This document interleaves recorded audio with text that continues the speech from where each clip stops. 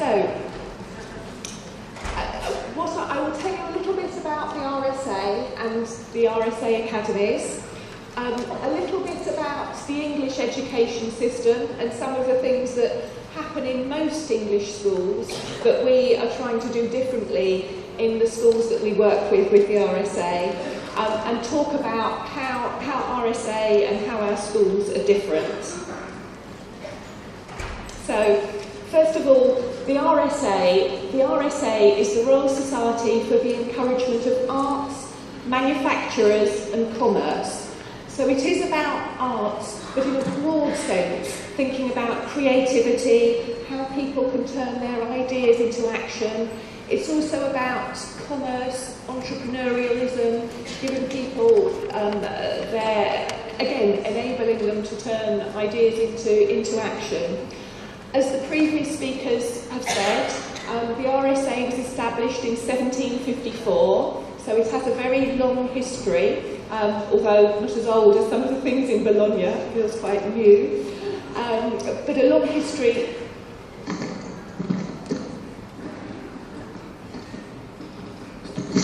Okay, is that better? Okay.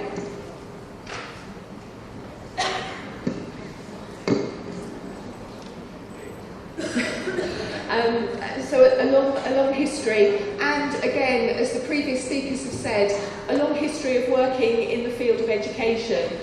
So a really important role in the 19th century in introducing girls' education and promoting that, and much more recently thinking about education for industry, and as the speakers have said, in the 1990s introducing opening minds, which is used in the schools that we work with, but also in around 200 schools in England are using elements of the Opening Minds curriculum.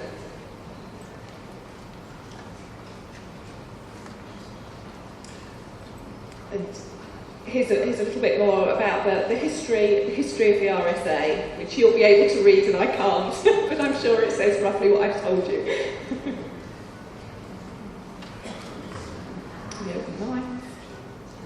My presentation has been much improved since I wrote it.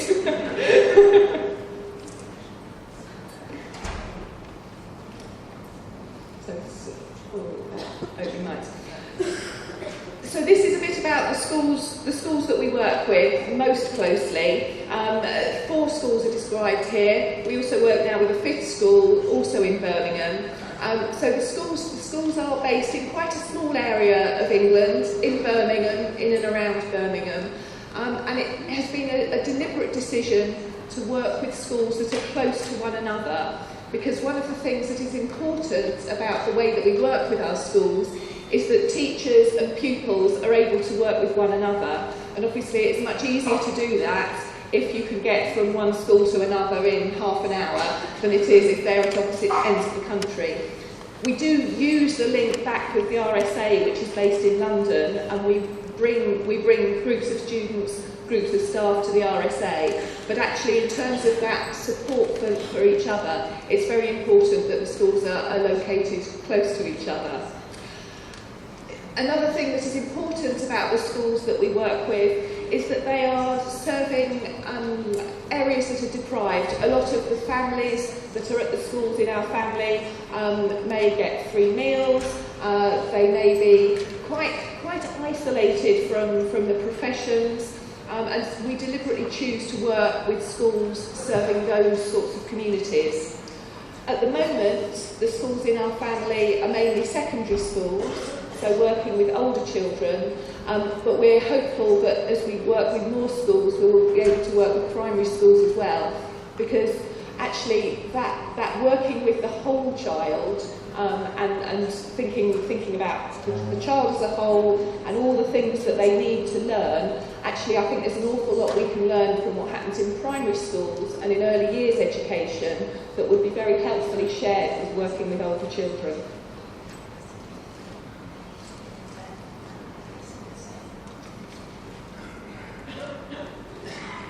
So,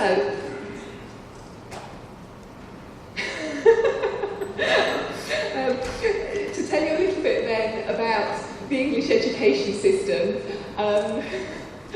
We do have school uniform. It was one of the things I was going to say, but it's sort of not relevant. They don't look quite like that. We don't have the hats. But one of the things that we talked about for our schools but was too radical, too innovative, was not having uniform. In England, the parents expect a blazer, tie. I don't know, but that's where it is. But one of the things that is a feature of the English education system is a big split between what happens in primary schools and what happens at secondary school. And I understand that's very, very different from the way things are organised in Italy. So at primary school, you have a class, 30 children, one teacher, one classroom. The same teacher will teach all the subjects, and that's how it works. The children then go to secondary school, and this is close to my heart. I have 3 daughters. My first one has moved on to secondary school. Suddenly, they have 15 different subjects, 15 different teachers. The day, in most schools, not in our RSA Academies, but in most schools in England, is chopped up into very small time segments. You work on one subject, then you go and do a different subject. No real thought about the links between the subjects or the skills that you need to learn effectively to manage information. So that's one of the ways that most English schools work, where we, with our RSA Academies and with Opening Minds, are trying to do things differently. The second thing that is a bit of an English obsession is testing, and having formal tests that are national tests all the way through schooling. At the moment, that starts with children who are 6 years old. There's now a proposal to introduce baseline testing for 4-year-olds, for them to have a formal test. And the testing, especially at primary school, is in a very narrow range of subjects. So really it's looking at skills, reading, writing, maths. Now of course our schools teach a much wider range of subjects than just the things that the children are tested on. But there is a pressure on schools to do as well as they possibly can in the tests, and that means that there is a pressure on teachers and on governors to narrow the curriculum. My middle daughter is in her final year of primary school now, and she said to me the other day, "Mum, I'm going to be missing drama for the rest of the term." Why are you missing drama? "Oh, well, I'm behind in maths. I need to do extra maths classes because the tests are in May, so they have to be concentrating on that." Now again, don't misunderstand me. Of course, maths, literacy, reading, writing, absolutely essential. You do need those skills to learn. They are essential skills. But it's also important that children are motivated, understand how their learning is relevant to the world. And there is a worry, not just in our schools, but I think more generally in England, that we've got the balance wrong.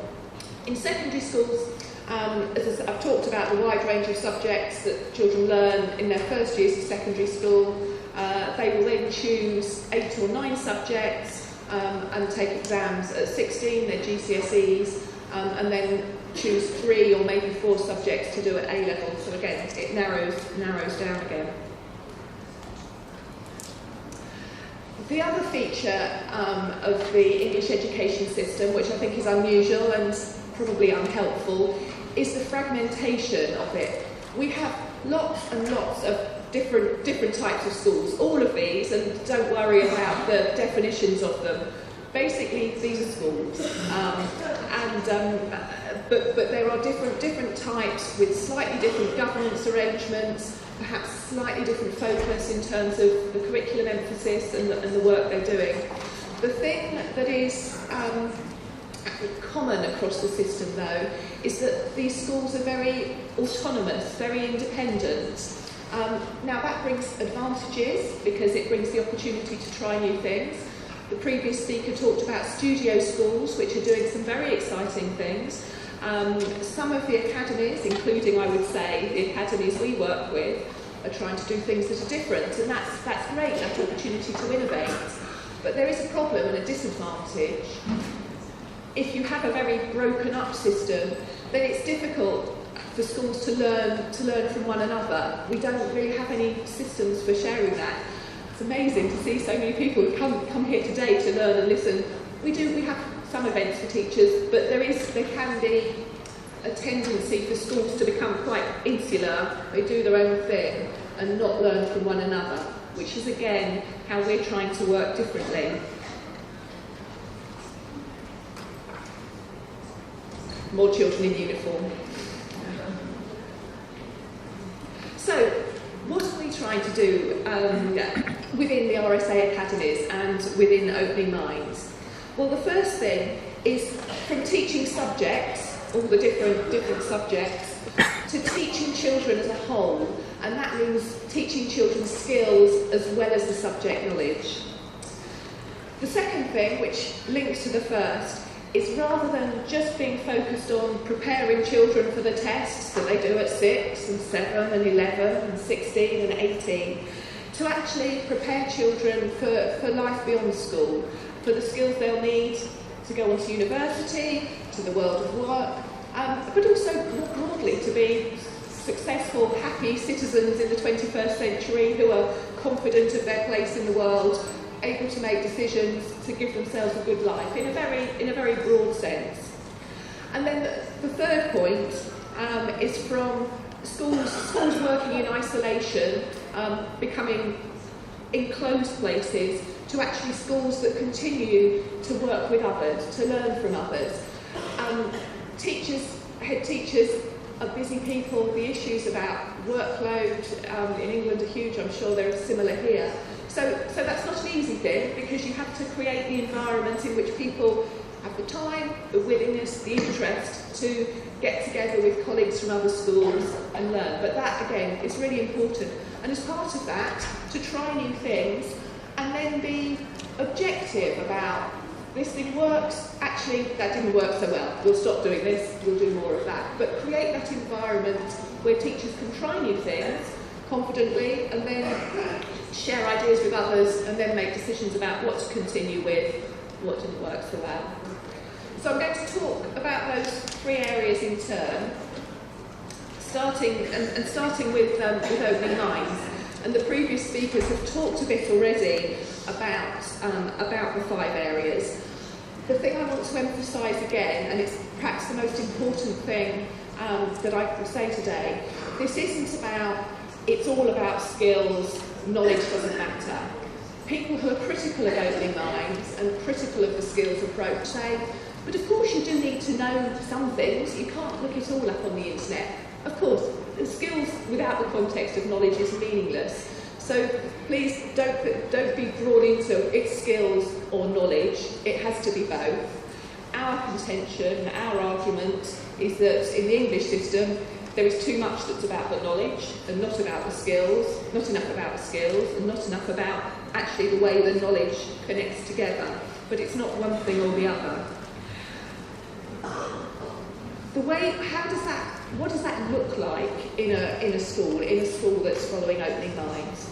As I say, there are about 200 schools that are following the Opening Minds curriculum in England. And one of the other things that's important about it is that actually it's about the teachers within the school working out how they are going to implement their curriculum in a way that develops these competencies in the 5 areas. What that means is that it looks different in every school. This isn't about us as RSA saying, this is Opening Minds, you must do it in this way, you must have this project that you work on in the first half term, then move on to this. It's about saying, these are the competencies, you work together, think about how you can work with your colleagues in schools to introduce them. So it is different in each school. But to give 2 examples, in one of the schools we work with, they have the RSA Academy in Tipton. Rather than having 15 subjects, they have 3 subject areas, just 3 areas, and then all of their teaching is grouped into those themes. They have much longer lessons. They spend 2 hours on each area before moving on. And they also, as part of that, some time is developed within the school day, is spent on what we might call enrichment activities, which might be sports, arts, creative subjects. That is part of the day. So if I give you an example, you might have a school might be having a project about the ancient Egyptians. So ancient Egypt, well, clearly that's a history. But you're talking about geography, and you're talking about a country, and therefore it's geography. You might, as part of that subject, look at the pyramids and building a pyramid. Well, that's shapes. You can make a pyramid. You can work out the area, the volume. You bring in your maths there. Obviously, there are lots of opportunities for creative work. You can make your own papyrus, do the artwork. There is science involved in terms of preserving the mummies. A whole set of subjects, but also a whole set of skills that you'll be developing while you're doing that. So the project will be organised thinking about some of this being done in teams, and teams working together on a project. So you're developing those teamwork skills, leadership. Some of that will be working individually, self-motivation, time management. You'll be thinking about the sources of information. Where do you find out about the Egyptians? The internet, what's reliable, what's not, managing that information. And so both the skills and the subject content will be thought about as part of the planning. So you're developing both sides of things together.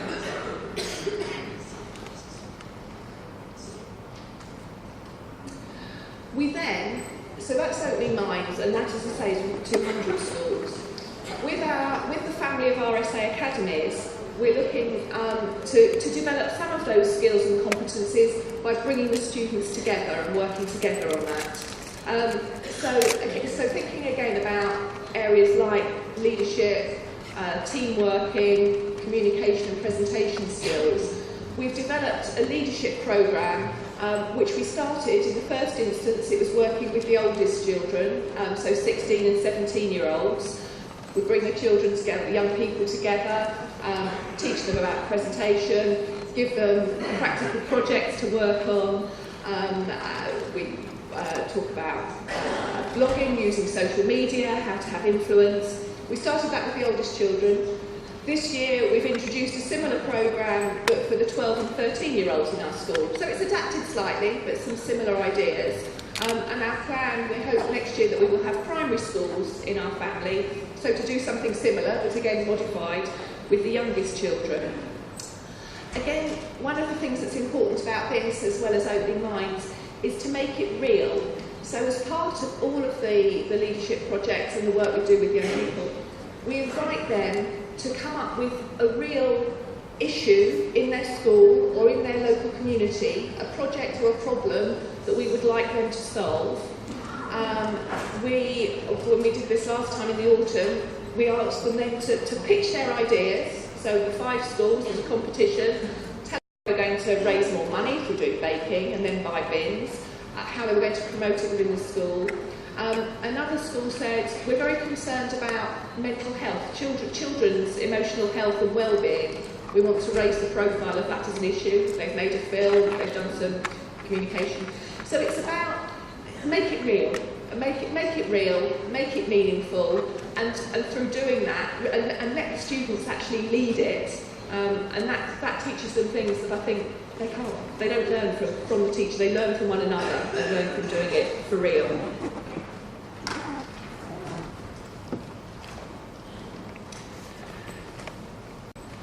Then it comes to the second theme is about, we're not just preparing children for exams, we're preparing children for university and the world beyond work, and the world of work,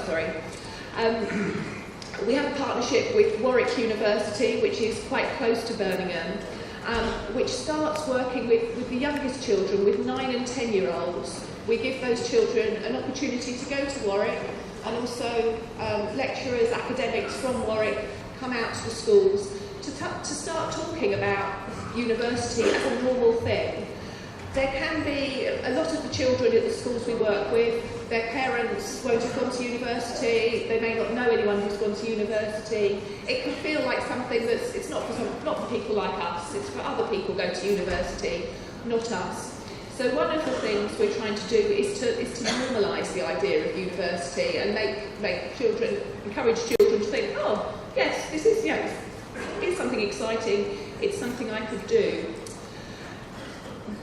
We're also aware that university, the fees that you have to pay for university, admission to university has changed very quickly in England over the last 10 years.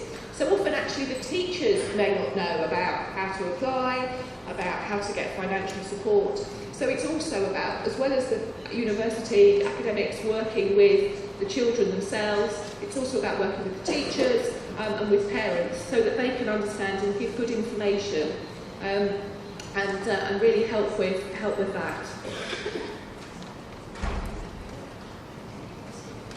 We also want to prepare our children for the world of work.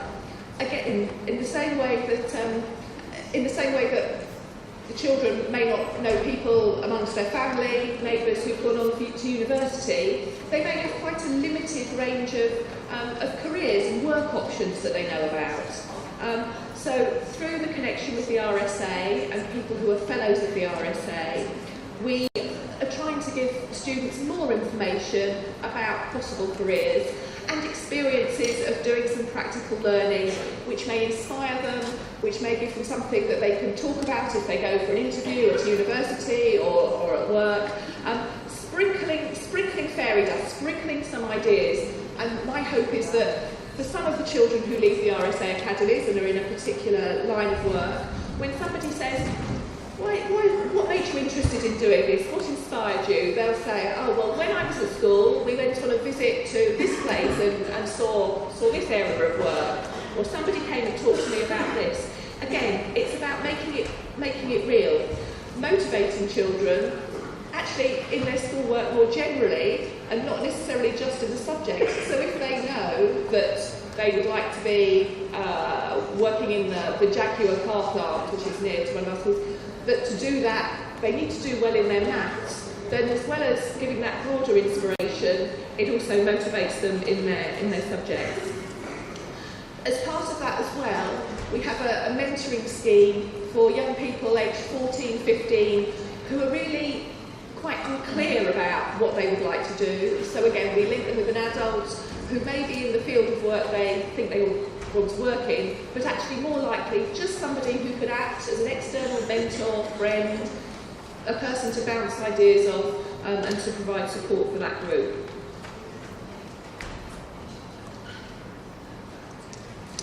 And then the final element of the work we do with the family is to encourage collaboration between schools.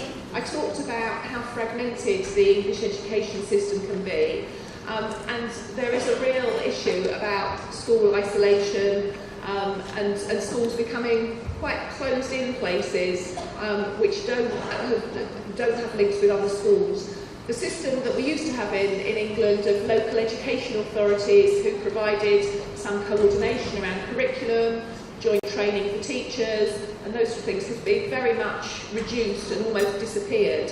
Again, as the previous speaker talked about, actually teachers are at the centre of this. If you don't have a really well-trained, supported workforce of teachers, no change is possible, and therefore that's a key thing that we are wanting to support and encourage.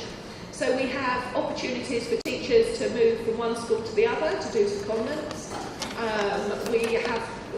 We bring together the heads of maths from the different schools to share ideas and information. We're developing a joint training programme that runs across our academies, but also over time will be open to schools that are outside the family.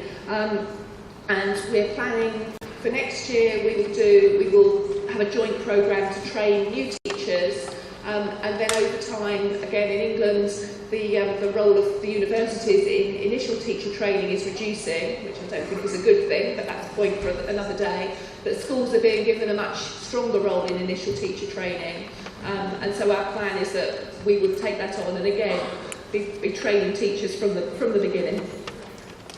And then the final element of that is teachers as researchers. So again, it's trying to give that that freedom, that professional freedom back to teachers, and the confidence to be able to experiment with trying things in new ways, to give them simple tools to evaluate what they're doing, not making an enormous complex research project, but just some simple tools to get a sense of whether this is improving outcomes for particular groups of children. And then to share what they've learned with one another. And we think that that's a really important thing that we can do. And the RSA has been asked, it's also starting to become something that the government is recognising as important, and the RSA has been asked to lead a bit of work on that. So, thank you very much.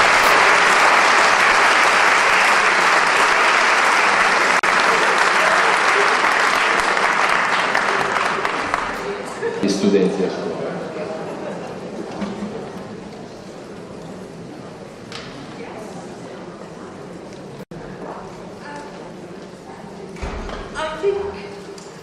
I think the autonomy is a mixed blessing. There are advantages and disadvantages of the autonomy. A lot of the things I have talked about, I think you could do in any school in England, even the ones that are, in theory, not autonomous. Actually, the restrictions are about the time of the pupils, the time of the teachers to engage in that work. One of the things that we have tried to do in terms of teacher time is to coordinate. In England, teachers have five days each year for in-service training. So one of the very practical things we've done is to coordinate those days across our schools so that the teachers can work together on things. But the reality is that actually a lot of that joint working happens after school. It's teachers being willing at the end of a long school day to travel to one of the other schools to get together because they want to work on a session. So that is a constraint.